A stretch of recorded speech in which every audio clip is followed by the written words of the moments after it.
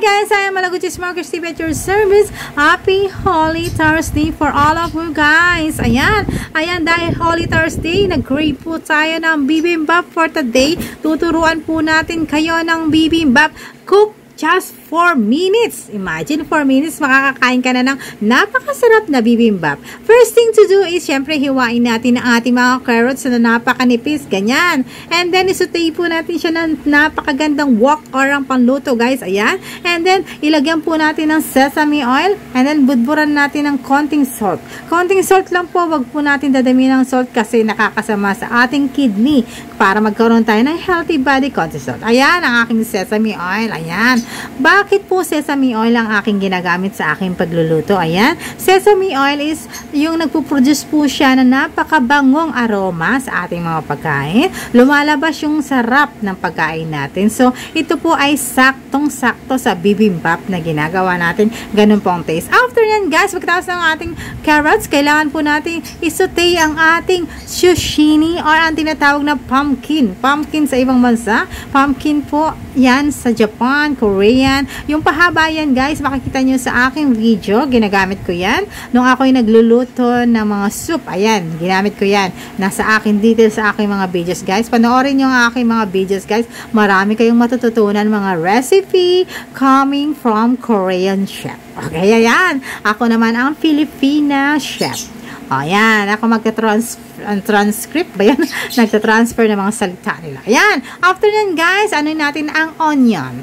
White onion is preferred po dapat dito kasi white onion kasi hindi po pwede yung yung colored na violet ba na onion, hindi kasi napakatapang nun. Itong white onion is sakto lang po sa ating bibimbap. And then after nyan, guys, syempre magpiprito tayo ng itlog. Hindi kailangan mawala ang itlog sa bibimbap. Lutuin lang siya ng bahagya, hindi po dapat luto na luto. So ayan, guys, mga juicy pa siya. So ayan, sa isang mangkok, guys, ayan, nilagay ang kanin and then nilagay natin ang lettuce na hiniwa-hiwa ng maliit. Kailangan maliliit po siyang hiwain para pag ginuya ay saktong-sakto lang sa ating bunganga. Ayan, atin nang ilalatag lahat ng mga ingredients na niluto natin kanina dyan, guys. Syempre, pag hiwa-hiwalin para ma-blend po talaga siya ang gusto. Ayan, and then after that, nilagyan natin yung ating onion. Ayan, magkabilang gilid. Nakikita yung magkabilang gilid para po talagang balance na balance. And then, ang pumpkin, ayan, zucchini. Nilagay natin ang zucchini sa magkabilang gilid. Left and right pa rin po ang ating carrots. Left and right, left and right, left and right. Napakadali lang tandaan. Left and right, left and right, left and right, forward and back, forward and back. Diba? Yan.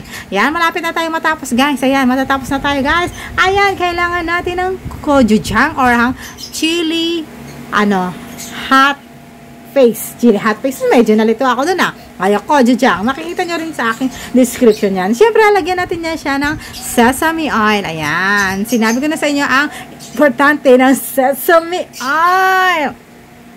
And then, ilalagay na po natin ang ating egg. Magic! Natap na, guys. So, yun po ang ating And then, meron pa tayo na ilalagay, guys. Ang aking niluto na sprout. O, yan. O, ang toge. Na napakasarap din yan. Meron din akong description kung paano ginawa yan, guys. Ayan. Ayan, guys. Tapos na ang ating bibimbap for just 4 minutes. Tara, mga kapampangan yan. Mga antana, kain na tayo. Kamsahamnida kasarangheyo. Holiday.